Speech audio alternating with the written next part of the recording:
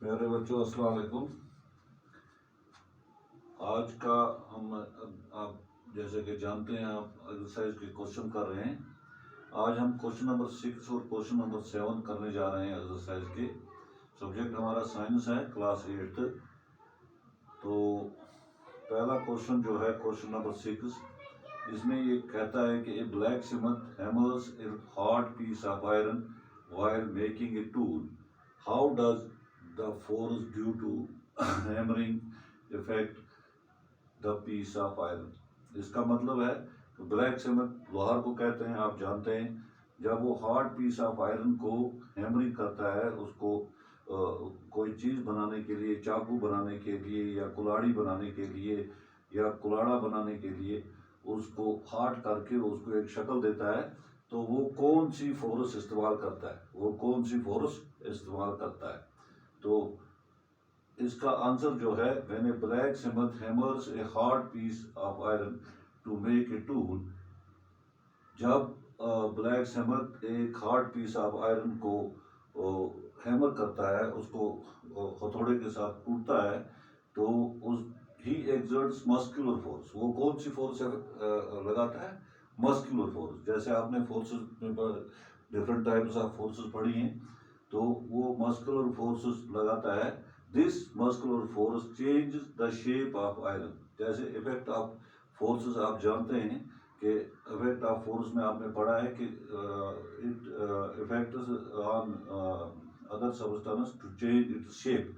किसी भी ऑब्जेक्ट को जब हम फोर्स अप्लाई करते हैं, वो उसकी शेप को चेंज करता है। तो हम मस्कुलर फोर्स इस्तेमाल करते हैं इस हार्ड पीस ऑफ आयरन को इसकी शेप को चेंज करने के लिए। ब्लैक स्मिथ जो है वो मस्कुलर फोर्स इस्तेमाल करता है इसकी शेप को चेंज करने के लिए, to give it the desired shape. Desired जो उसको जरूरत होती है, चाहे कुल्हाड़ी बनानी हो, चाहे चाकू बनाना हो, वो उसकी शक्ल उसको देता है। तो इसमें वो मस्कुलर फोर्स इस्तेमाल करता है। तो इसी तरह क्वेश्चन नंबर 7 जो है, an inflated balloon was pressed against a wall after it has been rubbed with a piece of synthetic cloth. It was found that the balloon sticks to the wall. What force might be responsible for the attraction between the balloon and the wall?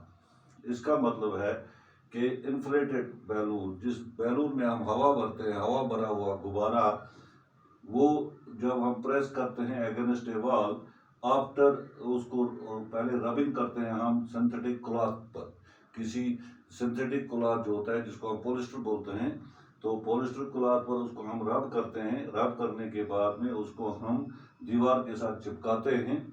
तो it was found, ये देखा गया है, that the balloon sticks to the wall. ये balloon जो है दीवार के साथ चिपक जाता है, स्टिक हो जाता है, चिपक जाता है। तो क्वेश्चन इसमें है कि what force might be responsible for the attraction.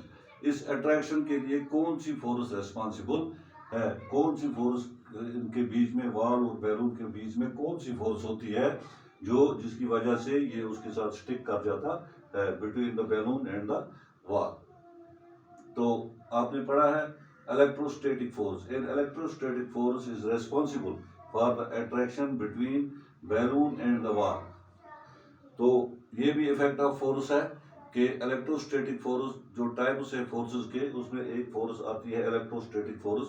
तो इलेक्ट्रोस्टैटिक फोर्स इसके लिए रेस्पॉन्सिबल है जब हम किसी चीज़ को रब करते हैं, किसी प्लास्टिक की चीज़ को रब करते हैं किसी सिंथेटिक चीज़ के साथ, तो उसमें एक फोर्स आ जाता है जिसको इलेक्ट्रोस्टैटिक फोर्स कहते हैं। एक चार्ज बन जाती है उसमें, वो चार्जर बॉडी बन जाती है। तो एक फोर्स वहां पे आ जाता है जिसको इलेक्ट्रोस्टैटिक फोर्स कहते हैं। Is responsible for the attraction between balloon and the wall when an inflated balloon is rubbed with a piece of synthetic cloth. जब एक इन्फ्लेटेड बैलून को, हवा के साथ भरे हुए बैलून को, उसको हम रब करते हैं एक सिंथेटिक क्लॉथ के साथ, इट बिकेम चार्जड। इसमें चार्ज आ जाती है, इसमें चार्ज आ जाती है, इट बिकेम चार्जड बॉडी। जैसे आपको पता है कि a charged body attracts an uncharged body. एक चार्जड बॉडी जो है वो अनचार्जड बॉडी को अट्रैक्ट करती है, क्योंकि वॉल जो है दैट इज अनचार्जड बॉडी, और बैलून में चार्ज आती है due to synthetic force, due to ये electrostatic force, due to electrostatic force उसमें चार्ज आ जाती है। और हम जानते हैं कि एक चार्जड बॉडी जो है अनचार्जड बॉडी को अपनी तरफ खींचती है, अट्रैक्ट करती है। बॉल चूंकि अनचार्जड बॉडी है, बैलून चार्जड बॉडी बन गया ड्यू टू इलेक्ट्रोस्टैटिक फोर्स, तो ये उसको अपनी तरफ खींचता है और चिपक जाता है। A charged body attracts an uncharged body, hence on pressing balloon against the wall it sticks to the wall। तो जब हम इसको स्टिक करते हैं वॉल के साथ तो ये उसके साथ चिपक जाता है, ये बैलून उसके साथ चिपक जाता है। तो इसके लिए जो फोर्स रिस्पांसिबल है वो इलेक्ट्रोस्टैटिक फोर्स है। जैसे ऊपर आपने देखा वहाँ पे क्वेश्चन नंबर 6 में मस्कुलर फोर्स की वजह से हम पीस ऑफ आयरन को हैमर करते हैं और उसको एक शक्ल देते हैं, डिजायर्ड शक्ल शेप देते हैं।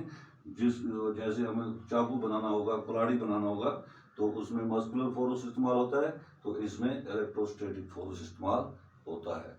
तो ये 2 क्वेश्चन आज के लिए आपके लिए थे। बाकी वस्सलाम।